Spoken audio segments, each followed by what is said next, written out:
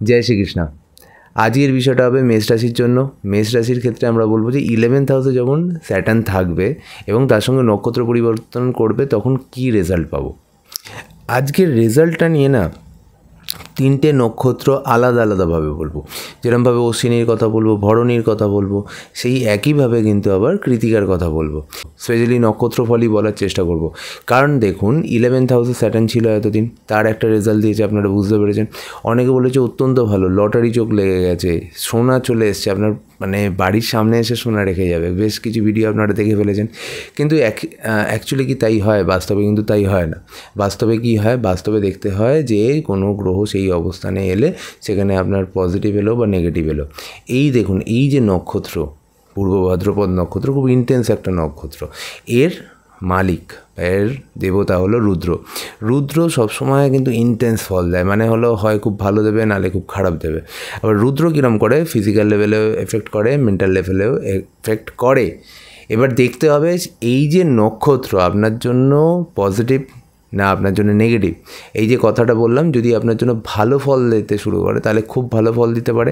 আবার যখন খারাপ ফল দেবে আর থাকে তখন এ কিন্তু খুব একটা ভালো রেজাল্ট দেয় না।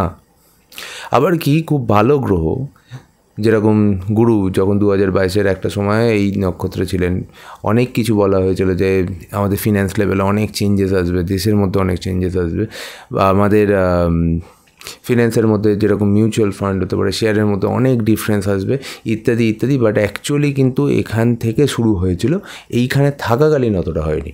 মানে আপনি যদি দেখেন এইখানে যখন ছিল তখন কিন্তু এখান থেকে একটা গ্রোথের জায়গা তৈরি করে দিয়েছিল, মানুষ কিন্তু এর দিকে অনেক বেশি ইনক্লাইন হয়ে গেছিলো।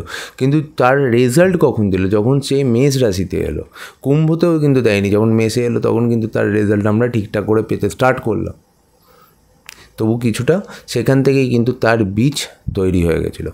আমরা মেষ রাশির ক্ষেত্রে মানে ডাইরেক্ট কথায় আসি, মানে অশ্বিনীর ক্ষেত্রে কী ফল দেবে বা ভরণীর ক্ষেত্রে কী ফল দেবে। যদি আমি আমার নিজস্ব জ্ঞান দিতে থাকি তাহলে কিন্তু ভিডিওটা অনেক বড় হতে থাকবে। তো যাই হোক, অশ্বিনীর ক্ষেত্রে প্রথমে বলবো, অশ্বিনীর ক্ষেত্রে এই যে ট্রানজিট, এই ট্রানজিট কিন্তু খুব একটা ইজি ট্রানজিট নয়। কেন ইজি ট্রানজিট নয়? এটা আপনার ক্ষেত্রে কিন্তু কোনো ইজি নক্ষত্রে যাচ্ছে না।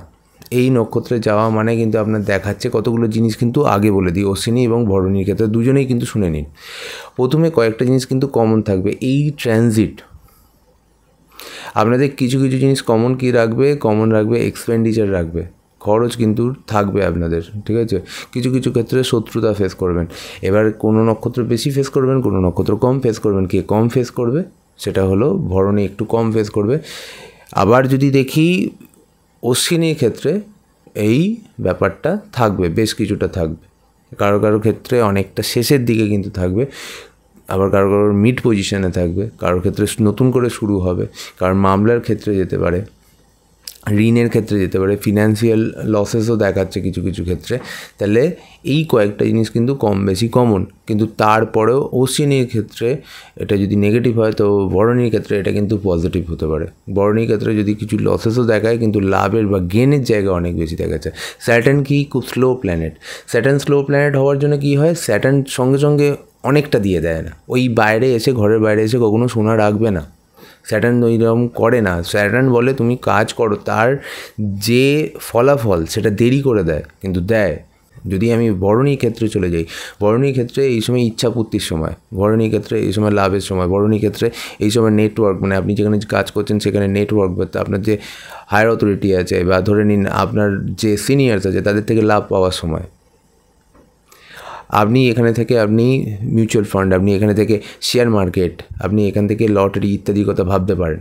তবে একটা কথা মাথায় রাখবেন, এই নক্ষত্র ইন্টেন্স নক্ষত্র এবং এখানে গেছে কি, এটা স্যাটার্ন গেছে, তাই এই লটারি প্রাপ্তির জায়গাটা কিন্তু আপনার চার্টে যদি কোনো না কোনোভাবে দশা অন্তর্দশা খুব ভালোভাবে সামঞ্জস্য করে নেয় তাহলে আপনি পেয়ে যাবেন। কিন্তু একটা কথা মাথায় রাখবেন, এখানে ধরুন আপনার গোচরটা ঠিক এলেও কিন্তু দশা অন্তর্দশা ঠিক নেই, তাহলে কিন্তু অসুবিধা আপনি কিন্তু কম বেশি ফেস করবেন। মানে এই ভালো ফলটা ফার্স্ট তো দেরি করে পাবেন এবং ডিলে হবে। আবার যখন অশ্বিনীর ক্ষেত্রে যাব, অশ্বিনীর ক্ষেত্রে এইসব জায়গা থেকে কেয়ারফুল থাকা উচিত। মানে আপনার যখন অফিস বস, সিনিয়র, আপনার উপরে যারা ঊর্ধ্বতন কর্তৃপক্ষ কাজ করে তাদের থেকে সিনিয়র বুঝে শুনে কথা বলা উচিত। কতটা আপনি যার সাথে মিশবেন তার একটা বাউন্ডারি নিজে সেট করতে হবে। আদারওয়াইজ কী হবে, তাদের থেকে যে উপদেশ পাবেন সেটা আপনার জীবনে কাজে লাগবে না। আপনি কোনো জায়গায় ব্যাড ইনভেস্টমেন্ট করে ফেলতে পারেন। আপনি এই সময় ভ্রমণ করাটা আপনার জন্য ভালো হবে, ঠিক আছে? কোনো দান করা আপনার জন্য ভালো হবে, এটা আপনার রেমেডি হয়ে যাবে। একই কেস কিন্তু ভরণীর ক্ষেত্রেও আপনাকে করতে হবে। আবার যদি দেখেন মানে যে আপনি এমন একটা কাজ করছেন, মানে কীরকম ইম্পোর্ট এক্সপোর্টের কাজ করছেন, ভরণীর ক্ষেত্রে কিছুটা লাভজনক হলেও অশ্বিনীর ক্ষেত্রে প্রত্যেক পদক্ষেপে কিন্তু স্টেপ ওয়াইজ এগোতে হবে।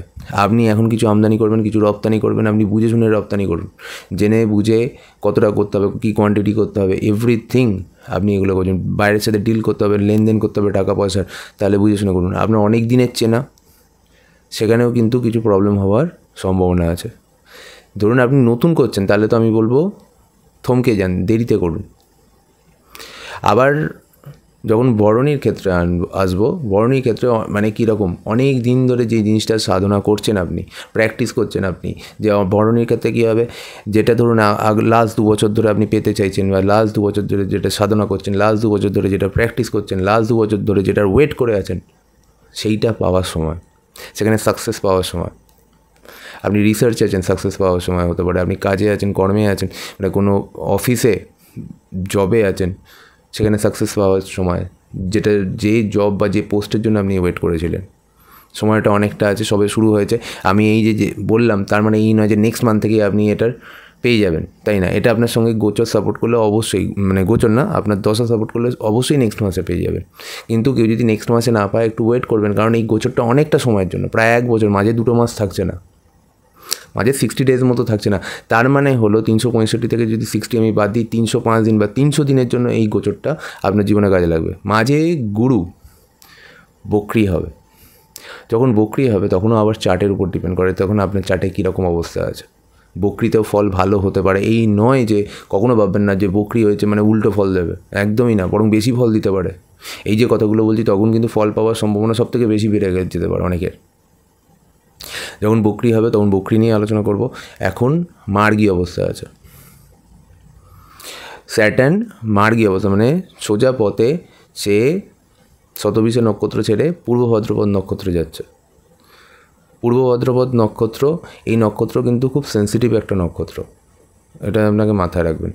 এবং এই নক্ষত্রে যখন কার্মিক প্ল্যানেট ঢুকছে, তার মানে কার্মিক কিছু কাজকর্ম, সেটা ভালো হোক খারাপ হোক, সেটা আপনার জীবনে এফেক্ট করবেই করবে।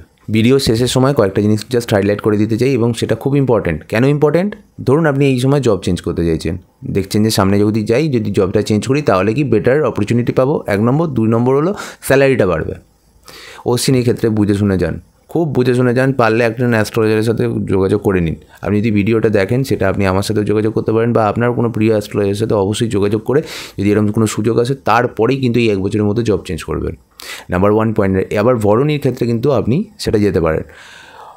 ভরণীর ক্ষেত্রে আমি একটা কথা বলে দিই, আমি কিন্তু বলেছি যে ধরুন আপনার নেটওয়ার্ক প্লেস থেকে, আপনার সিনিয়র থেকে, আপনার বয়সের থেকে বড় বন্ধুদের থেকে আপনি কিন্তু লাভ পেতে পারেন। তার মানে এই নয় যে আপনি চোখ বন্ধ করে ভরসা করতে স্টার্ট করে দিলেন আজকে থেকে, একদমই তা করবেন না, আর অশ্বিনী তো করবেনই না, ঠিক আছে? আপনারা দুজনেই অবশ্যই সবসময় আজকের দিনে 2024-এ বুঝে শুনে এগোনো উচিত, এগোবেন। তবে এটাই ঠিক যে ভরণীর ক্ষেত্রে লাভ পাওয়ার সম্ভাবনা আছে, ফলে যদি আপনি বুঝে শুনে এগোন, আপনি নিজেই দেখবেন আপনি আপনার বড় কলিগ, বা ধরুন আপনার থেকে বয়সে বড় বন্ধু, বা আপনার মেন্টার, আপনার সিনিয়র থেকে আপনি হেল্প পাচ্ছেন। ধরুন আপনি জব চেঞ্জ করতে চাইছেন, আমি একটা এক্সাম্পল দিচ্ছি, আপনি একটা জব চেঞ্জ করতে চাইছেন, আপনার সিনিয়র বা আপনার মেন্টার, অথবা ধরুন আপনার কোনো কলিগ, আগের পুরনো কলিগ, বা আপনার নেটওয়ার্কের জায়গা থেকে আপনি একটা খবর পেলেন যে একটা ভালো জব আছে, এইখানে গিয়ে ইন্টারভিউ দেওয়া যেতে পারে, গেলে আপনি পেয়ে যাবেন। এবং সত্যি সত্যি দেখা গেল আপনি যে জবটা বর্তমানে করছেন তার থেকে বেটার জবের অপরচুনিটি আপনার তাদের মাধ্যমেই এলো। আবার অশ্বিনীর ক্ষেত্রে তাদের মাধ্যমে যে জবটা এলো, সেটাকে আপনি ভাবলেন যে খুব ভালো, আড়ম্বর থেকে আপনি বুঝলেন ঠিক আছে, আপনি বিশ্বাস করে নিলেন, তারপরে কিন্তু অসুবিধা হতে পারে। তখন মনে হবে যে কোনো একটা জায়গায় গিয়ে আপনার আটকে গেছে জিনিসটা। আজকের এই আলোচনা অনেকটাই হয়েছে। কৃতিকা নিয়ে লাস্ট কয়েকটা জিনিস বলবো। কৃতিকা নিয়ে, অশ্বিনী নিয়ে যা যা বলেছি আমি আপনাকে, কৃতিকার ক্ষেত্রে কিন্তু অনেকটা একই। তবে কৃতিকার ক্ষেত্রে কোথায় চেঞ্জেস আসছে, অশ্বিনীর ক্ষেত্রে কিন্তু প্রতারণার মানে জায়গাটা অতটা নেই। মানে আপনাদের ক্ষেত্রে কিন্তু বড় ভাই, বা ধরুন পুত্রবধূ, অথবা মানে আপনার যদি বয়স হয়ে যায় তাহলে আপনার পুত্র বা পুত্রের বধূ অথবা আপনার জামাই, এইখান থেকে অসুবিধা হওয়ার চান্সেস আসছে। আপনার থেকে বয়সে বড়, সেটা আপনার কাজিন, সেখান থেকে অসুবিধা আসছে। এইসব জায়গা থেকে প্রতারণা দেখাচ্ছে। আর বাকি যেগুলো বলেছি অশ্বিনীর ক্ষেত্রে, সেগুলো সবকটাই কিন্তু আপনাদের জন্য কমন। যেরকম আপনাদের হেলথ নিয়ে কেয়ারফুল থাকতে হবে, মানসিক জায়গা থেকে কেয়ারফুল থাকতে হবে। এই সময় অবশ্যই কখনোই বিবাদে যাওয়া উচিত নয় ফ্যামিলি এবং রিলেশনসের মধ্যে, ঠিক আছে? এই সময় অফিসের কোনো বড় কলিগ এদের সাথে বিবাদে যাওয়া উচিত নয়, ঠিক আছে? কোনো বিবাদ মাথায় আসছে সেগুলো বলা উচিত নয়। এমনি কৃতিকা নক্ষত্রের মধ্যে কিন্তু অনেক অনেক তার মধ্যে স্ট্রেংথ থাকে, তার মধ্যে অনেক সাহস থাকে এবং খুব শার্প হয়, খুব শার্প কথা বলে, যেটা মানুষের কিন্তু ভালো লাগে না অনেক সময়। তো এই সময় কথাবার্তা বুঝে বলতে হবে, প্রত্যেকটা স্টেপ বুঝে নিতে হবে, ঠিক আছে? শত্রুতা কিন্তু নালে বাড়তে থাকবে আগামী দিনে, নালে যেচে শত্রুতা হয়ে যাবে এই বছরে যদি আপনারা এই জিনিসগুলো কন্টিনিউ করেন, ঠিক আছে?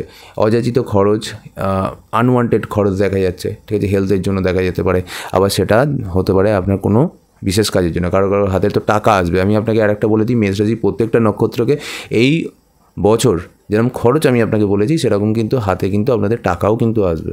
কিন্তু দেখবেন কোথাও না কোথাও দিয়ে বেরিয়ে যাচ্ছে। কিছু ব্যক্তি যখন ধরুন কী হবে, যাদের চার্ট ঠিক আছে প্লাস যখন গোচরটা ঠিক হয়ে যাবে, তখন কী হবে, যে টাকাটা আসছে সেই টাকাটা সে জমাতে পারবে।